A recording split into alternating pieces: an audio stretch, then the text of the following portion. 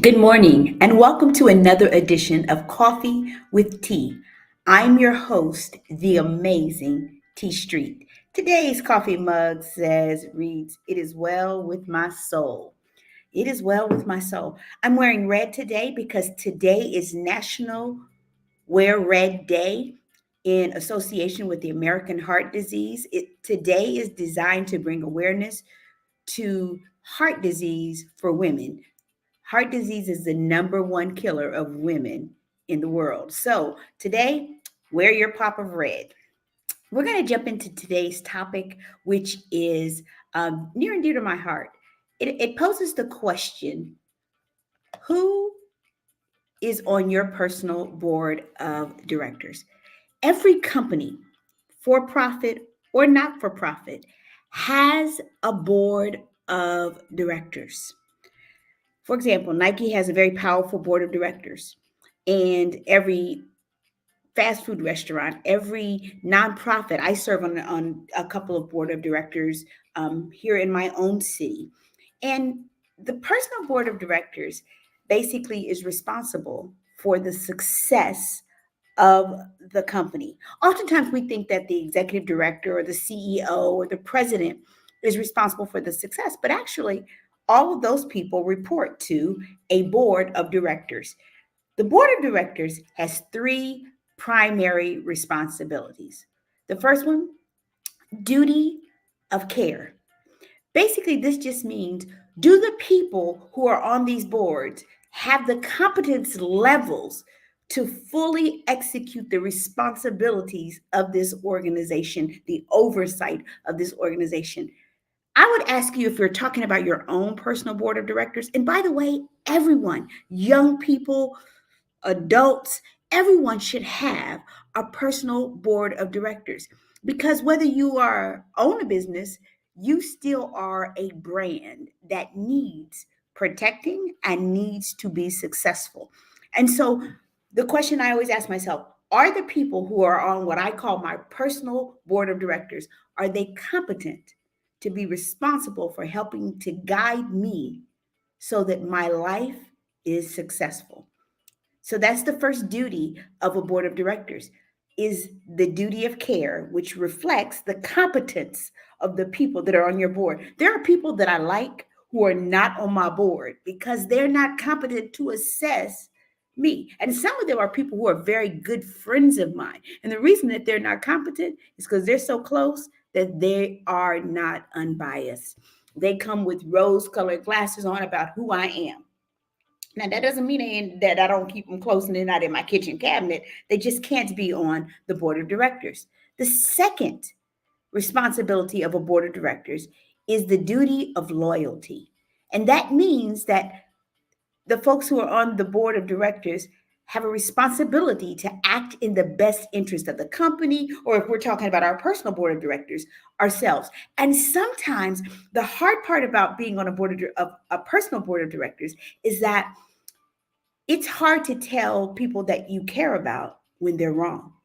But sometimes the way that you demonstrate that you're acting in their best interest is that you don't placate them when they're wrong. You tell them the truth because you are absolutely loyal to who they are becoming and who they hope to be. And so part of that is a duty of loyalty. And your loyalty sometimes is not demonstrated by going along to get along. Sometimes your loyalty is to be a disruptor, to let the person or the organization know that they're no longer on track. And the third responsibility of a board is the duty of obedience. Obedience isn't like, oh, I do what people tell me to do. Obedience means that you have a commitment to the mission. I'm on the board of a nonprofit in Franklin County called I Know I Can. I've been on that board for 18 years. And part of my responsibility is making sure that we are a college access program. And when we go outside of our scope of the mission, my job is to say to our executive director, we're doing mission creep.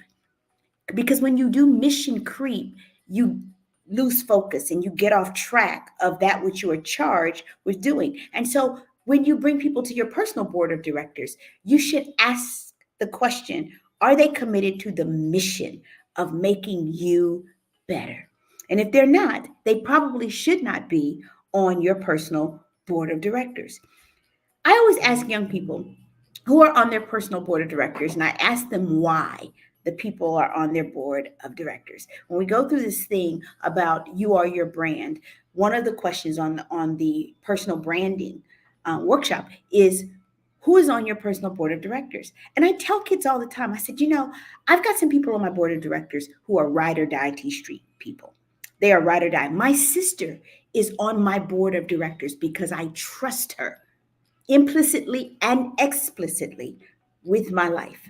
I trust her that she is my cheerleader. She's like, go girl, go TT. She is so proud whenever people ask her and they see her last name, they say, hey, are you related to the amazing T Street? She always says, yes, I am. She's made amazing and I'm ordinary, which by the way is a lie. My sister is extraordinary in every way. But the notion that she's on my board, she is not just my cheerleader. She is the person who holds me accountable for being who I say that I am. When I'm out of alignment with my brand, she will call me and say, take that down. That is inappropriate for you to post. I know you, but take it down. All of us need people who hold us accountable because that's how they show their commitment to the mission. And the mission for your personal board of directors are to help make you better. I have people who stroke me, who tell me that I'm the best. Now, how crazy would it be for people to be on my personal board of directors, but they work against me? You will never see a Nike board member doing a commercial for Skechers. You just won't see it. You have to have people who are on team, whatever your name is. They have to be on your team. And that means that they ride for you. That means that they're cheering you on.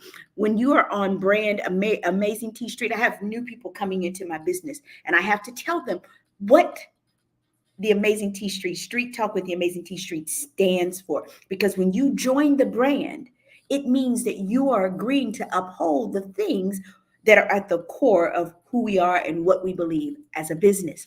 And so the same thing is true for people who come to your board of directors. I've got some tough people.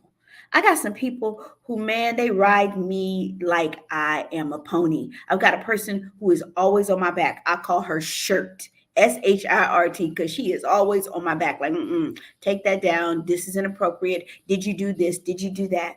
But then I have some people who sponsor me, who put me in rooms that I wouldn't normally be in. There are people who are on boards. One of the reasons you get selected to be on a board is because you can bring the business or the company to places that they normally would not have access to. I have sponsors who put me in rooms. One of my sponsors for my business, Street Talk with the Amazing T Street, is my friend Harriet Turk. Harriet put me in rooms. She's an international speaker as well, but she put me in rooms that I otherwise might not have been invited into. I have a sponsor named Barb Smoot. Barb makes sure that as I'm building my brand, that she's making sure that other people know about who I am. That's a sponsor. And you have to have sponsors who are on your board who put you before other people. I just wanted to come on today and ask the question, who is on your personal board of directors? And if they're on there, are they in the right seats? And do you have people who are on your board of directors who should simply be in your fan squad? Because 3 responsibilities of a board of directors is a duty of care, which asks the question, are they competent? A duty of loyalty, which means that they act in the best interest of you.